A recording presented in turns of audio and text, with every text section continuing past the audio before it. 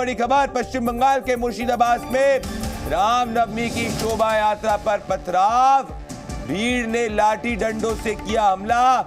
मुर्शिदाबाद के रेजी नगर इलाके की घटना, हमले में कई लोग हुए घायल।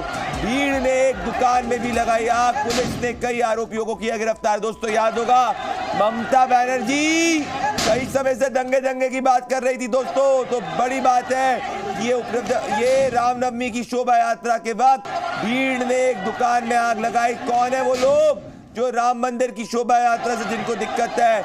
इन सवालों का जवाब इस वक्त देश की जनता पूछ रही है। मेरे साथ हमारे रिपोर्टर एमएस जुड़ चुके हैं। एमएस, ये जो मैं विजुअल सामने देख पा रहा हूँ, मुझे लग रहा है वहां पे कुछ लोग ऑलरेडी मौजूद थे। वो लोग वहां पे पहले से उनके हाथ में पत्थर थे, उनको डायरेक्शन था कि रामनवमी पे शोभा यात्रा पर पथराव करो।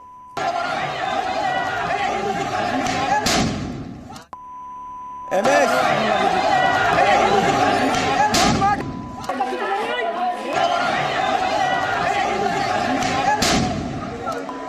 अरे हो रहा है के पास मैं आना चाहता हूँ। शोमित को मैं कहना चाहता हूँ कि रामनवमी की शोभा यात्रा में पथराव हो चुका है। मुर्शिदाबाद में शोभा यात्रा पर पथराव हुआ, चाहे मैं चाहता हूँ इसको ब्रेक किया जाए। ये बड़ी बात है, ये विजुअल जो आप स्क्रीन पे देख रहे हैं, इसको ब्रेक करने की जरूरत है, इसको ब्रेक करना चाहिए दोस्तों। और ये बड़ी बात है कि उपद्रवियों ने, भीड़ ने एक दुकान में लगाई आग। ध्यान से इस वीडियो को देखिए, इसके विजुअल को देखिए।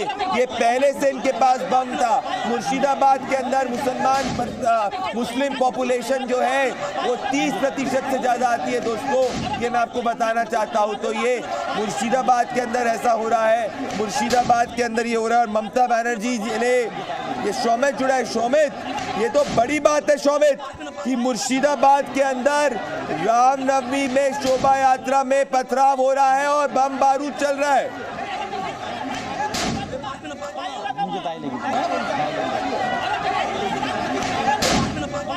आपका शायद मैं शोभित तक नहीं पहुंच पा रहा हूं। दर्शकों को मैं बताना चाहता हूं कि इस पर भारतीय जनता पार्टी ने रिएक्ट कर दिया है। अमित मालविया ने ट्वीट किया है, भारतीय जनता पार्टी के बंगाल के सह प्रभारी जी अमित मालविया ने इस पर सवाल उठाया। भारतीय जनता पार्टी ममता बनर्जी को घेर रही है। वो कह रही है कि इस इलाके में हिंदू माइनॉरिटी में है दोस्तों। बड़ी बात जो बीजेपी कह रही है कि इस इलाके में हिंदू माइनॉरिटी में है और इस इलाके में ये शोभा यात्रा पर पथराव हुआ है। तो क्लियरली ये कई समय से जो ममता बनर्जी कह रही थी, शुभेंदु अधिकारी ने भी इस पर ट्वीट किया है, शुभेंदु अधिकारी ने भी इसको घेरा है और शुभेंदु अधिकारी ने भारतीय जनता पार्टी की तरफ से ममता बनर्जी से सवाल पूछे दोस्तों। और ये बड़ी बात यह है कि ये रेजी नगर का जो इलाका है यहाँ हिंदू माइनॉरिटी में है। तो क्या वहां पे कॉप्स नहीं थे? क्या पुलिस वाले डिप्लॉयड नहीं थे? क्या सिक्योरिटी व्यवस्था जो है उस सिक्योरिटी व्यवस्था के अंदर कोताही बरती गई थी? अगर पता था कि ये संवेदनशील इलाका है तो एडिशनल पुलिस फोर्स को क्यों नहीं डिप्लॉय किया गया? बड़ी बात है इस वक्त की, ये बड़ा डेवलपमेंट है दोस्तों। और ये बड़ी बात है इस वक्त जो मैं कह रहा हूं कि हमलावरों ने को रोकने में पुलिस नाकाम, ऐसा बीजेपी आरोप लगा रही है। और अब आप देखेंगे कि ममता बनर्जी और तृणमूल कांग्रेस कहेगा कि भारतीय जनता पार्टी दंगा बरदारी है। पर बड़ी बात यह है कि रामनवमी की शोभा यात्रा में ये हुआ कैसे, लॉ एंड ऑर्डर जो है कैसे हाथ में लिया गया, ये सबसे बड़ा डेवलपमेंट है।